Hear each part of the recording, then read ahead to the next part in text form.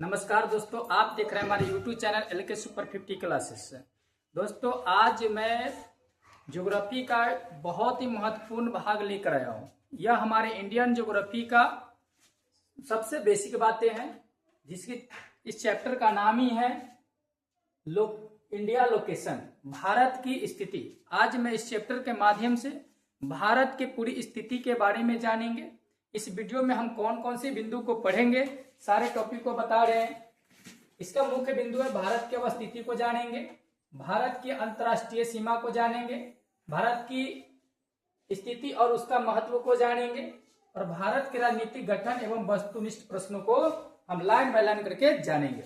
सबसे पहली बात यह जानना है कि हमारा जो भारत है वो कैसा है। तो आपको बता दें, भारत के दक्षिणी भाग को छोड़ करके, केवल भारत के दक्षिणी भाग को छोड़ करके भारत के सभी भाग प्रकृति द्वारा आच्छादित इतनी बेहतरीन तरीका से सजाया गया है कि इनकी सौंदर्य विश्व में किसी अन्य देशों के पास भी नहीं है।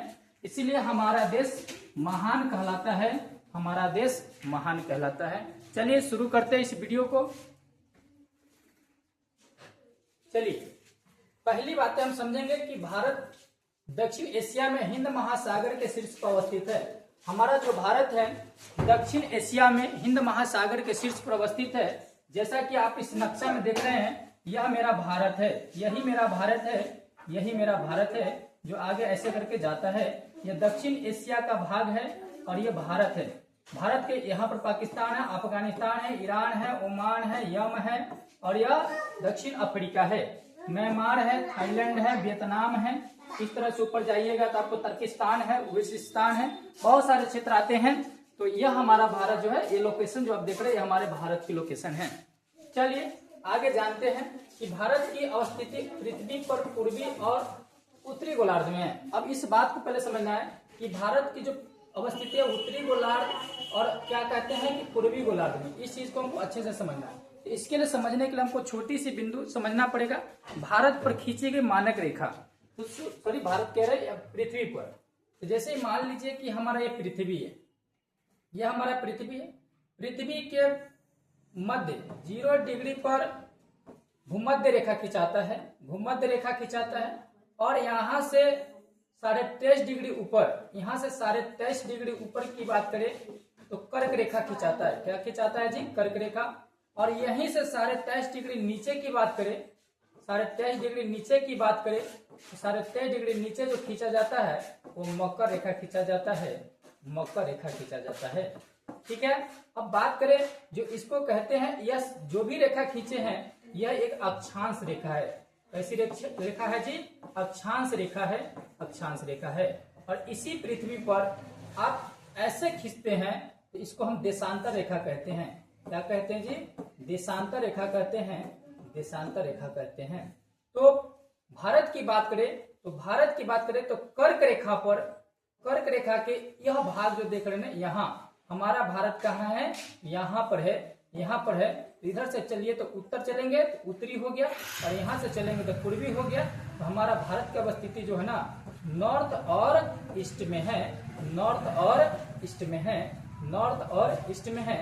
यही लिखा हूं कि पूर्वी भाग एवं उत्तरी गोलार्ध एवं पूर्वी गोलार्ध में हमारी भारत की अवस्थिति है। ये जो हमारा भारत है ना, ये हमारा जो भारत है ना, यह उत्तरी है ना, उत्तरी एवं पूर्वी गोलार्ध में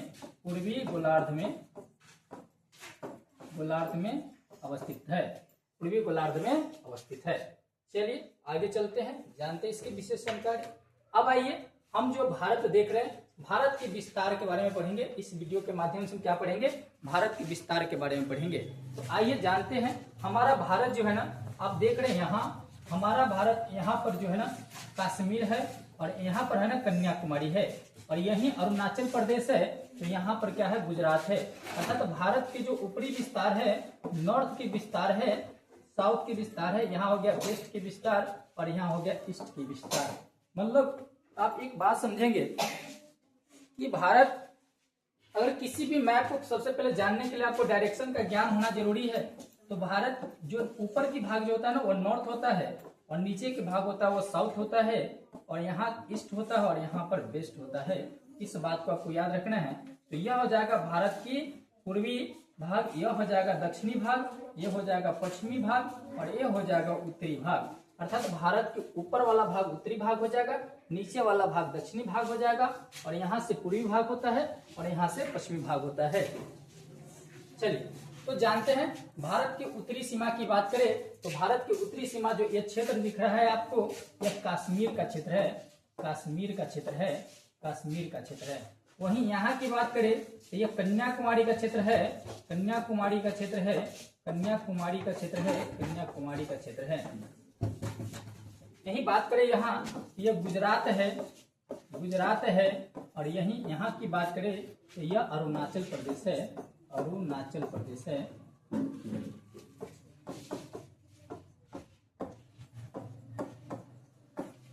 चलिए तो भारत के उत्तरी विस्तार की बात करें तो उत्तरी विस्तार जो आपका मिल जाएगा आपको जम्मू कश्मीर, जम्मू कश्मीर जो 2019 में इसकी है ना, 19 में इसको बांट करके इसको है ना केंद्र शासित प्रदेश घोषित करके लद्दाख बना दिया गया है। तो ये लद्दाख भी कह सकते हैं इसको, वह लद्दाख भी लिख सकते हैं या कह सकते हैं, जैसा आपको इच्छा हो कह सकते हैं। दक्षिणी भाग की बात करें तो तमिलनाडु के निचली भाग जो कन्याकुमारी है तो दक्षिणी भाग कन्याकुमारी तक फैला हुआ है, कन्याकुमारी तक फैला हुआ है, कन्याकुमारी तक फैला हुआ है। वहीं इसकी पूर्वी भाग की बात करें तो पूर्वी भाग जो आप देख रहे हैं वो अरुणाचल प्रदेश तक फैला हुआ है, अरुणाचल प्रदेश तक फैला हुआ है।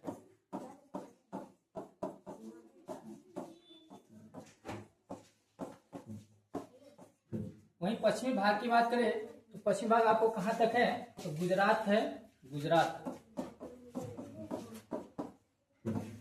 है ना, पश्चिमी भाग गुजरात तक फैला हुआ है। यहां तक आपको समझ में आया होगा। चलिए आगे चलते हैं। आगे है अक्षांशीय विस्तार एवं परिणामी देशांतरीय विस्तार। दो चीज इसमें अच्छे से समझना है। तो अभी हमने आपको बताया था, बैक के वीडियो में आपको बताया कि देखिए अक्षांशीय विस्तार क्या होता है। तो जो इस तरह का रेखा है इसको हम कहते हैं अक्षांश रेखा और इस तरह की रेखा को क्या कहते हैं देशांतरीय रेखा कहते हैं। तो इसके अकॉर्डिंग हम समझेंगे कि भारत का अक्षांशीय विस्तार कितना है और देशांतरीय विस्तार कितना है। तो चलिए आइए समझते हैं। तो भारत की जो जैसे भारत को इस तरह से अगर कोई रेखा खींचा हुआ है पृथ्वी पर, ये अक्षांशीय रेखा है और इस तरह से अगर कोई रेखा खींचा हुआ है तो वो देशांतरीय रेखा है। तो अब आपको समझना है कि भारत का जो विस्तार है ना, भारत की जो विस्तार है अगर अक्षांशीय विस्तार की बात करें तो 84 डिग्री 4 मिनट उत्तर से है ना 37 डिग्री 6 मिनट उत्तर तक है। कहने का मतलब उत्तरी दक्षिणी है ना, यहाँ उत्तरी विस्तार की बात कर ले, उत्तरी विस्तार तो ये आपको बता दे 8 डिग्री 4 मिनट उत्तरी अक्षांश से लेकर के, उत्तरी अक्षांश से लेकर के अक्षांश से लेकर 37 डिग्री 6 मिनट उत्तरी अक्षांश पर है। आपको बता दें इसको हम डिग्री पढ़ते हैं और इसको हम क्या कहते हैं मिनट पढ़ते हैं। क्या पढ़ते हैं जी, मिनट पढ़ते हैं। अगर यही 2 डॉट लाइन है तो इसको हम सेकेंड पढ़ते हैं, सेकेंड पढ़ते हैं। चलिए नहीं है आगे हो। इसके बाद हम समझेंगे देशांतरीय विस्तार की बात करें। देशांतरीय विस्तार 68 डिग्री 7 मिनट उत्तरी से लेकर के 97 डिग्री 25 मिनट उत्तरी की ओर है। अगर देशांतरीय विस्तार की बात करें, देशांतरीय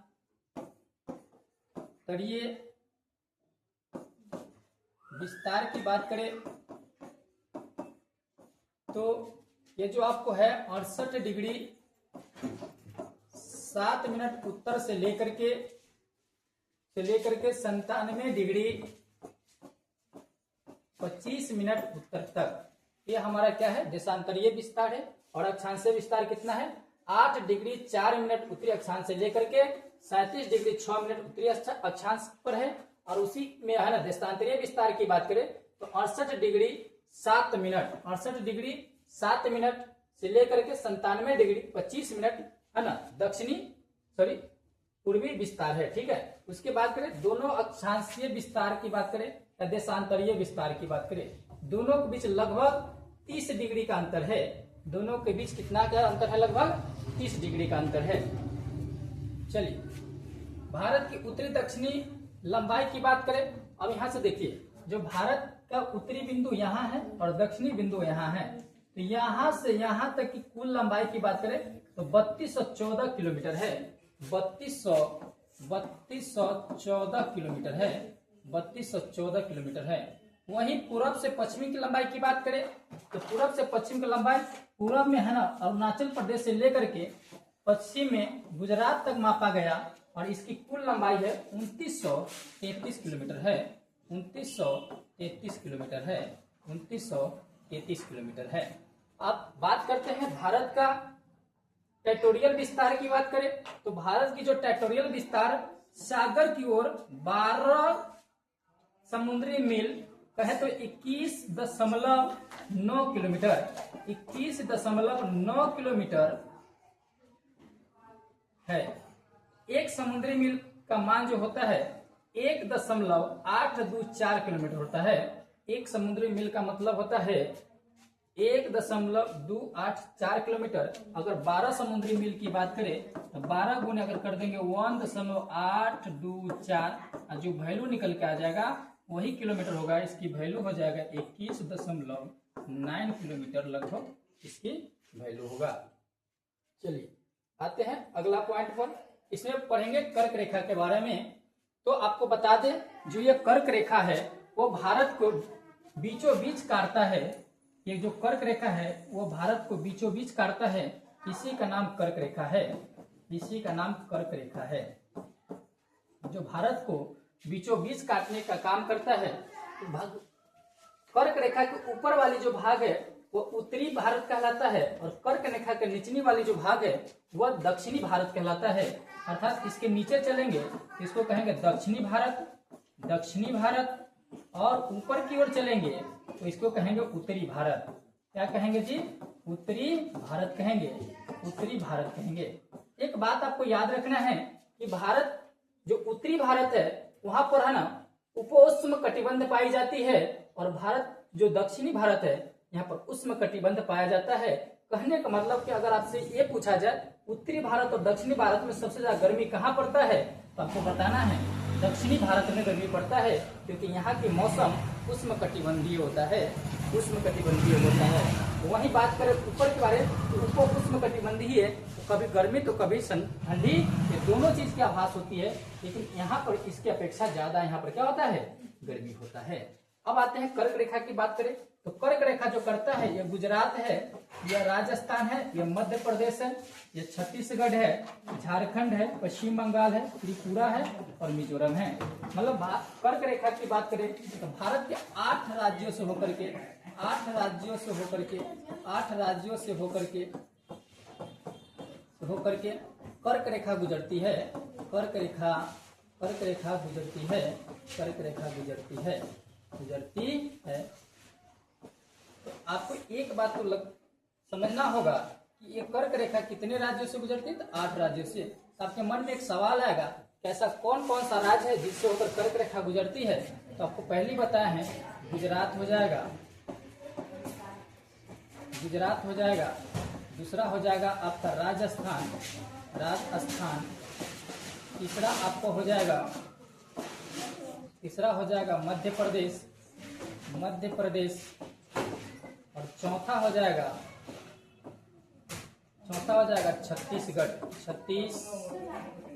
हो जाएगा। और 5वां हो जाएगा झारखंड हो जाएगा। और छठा की बात करें, छठा हो जाएगा पश्चिम बंगाल हो जाएगा। और वहीं 7वां की बात करें तो हो जाएगा त्रिपुरा। और 8वां की बात करें तो हो जाएगा मिजोरम। क्या हो जाएगा जी? ठीक है, मिजोरम। क्या हो जाएगा जी? मिजोरम हो जाएगा। और इसके लिए मैंने एक ट्रिक भी बनाया है। इस ट्रिक का नाम है मगरमच्छ झपटा। म से मध्य प्रदेश, ग से गुजरात, म से मिजोरम, छ से छत्तीसगढ़, झ से झारखंड, प से पश्चिम बंगाल और ट से त्रिपुरा हो जाएगा। इस तरह से आप पूरी कर्क रेखा के बारे में जानकारी प्राप्त कर चुके हैं। आपको समझ में आया होगा कि कर्क रेखा भारत के कितने राज्यों से गुजरती है। तो 8 राज्यों से गुजरती है। गुजरात, राजस्थान, मध्य प्रदेश, छत्तीसगढ़, झारखंड, पश्चिम बंगाल, त्रिपुरा और मिजोरम से होकर गुजरती है। तो यहाँ तक आपको पूरी बातें समझ में आया होगा। इससे अगली बातें आपको अगले वीडियो में मिलेगा, वीडियो नंबर 2 में। तो आज के लिए इतना ही, धन्यवाद। फिर मिलेंगे अगले वीडियो में। अच्छा लगे हो तो मेरे चैनल को सब्सक्राइब कर लीजिएगा, लाइक कर दीजिएगा। जय हिंद।